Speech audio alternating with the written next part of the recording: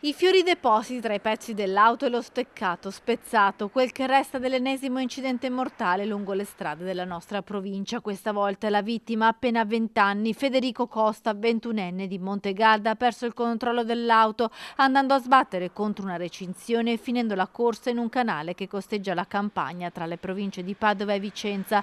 Non c'è stato nulla da fare per il giovanissimo automobilista alla guida di una Fiat 600, morto in un tremendo incidente stradale a Veggiano nel fine settimana. Sabato intorno alla mezzanotte stava percorrendo via Pedagni verso il centro di Veggiano. All'improvviso, all'altezza di una semicurva, l'auto ha sbandato attraversando la strada e urtando violentemente contro una recinzione ed è finita nel fossato. Sul posto sono intervenuti i vigili del fuoco per estrarre il corpo dalle lamiere e i medici del 118, ma per il giovane non c'era più nulla da fare.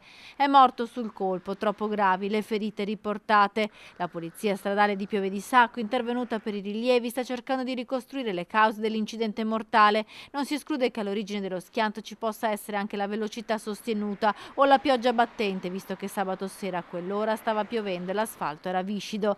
Resta il dolore di una comunità per la perdita di un giovanissimo.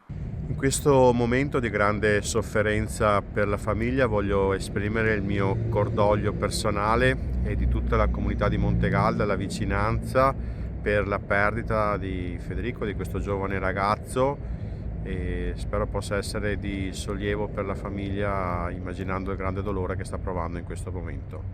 La data dei funerali non è ancora stata fissata.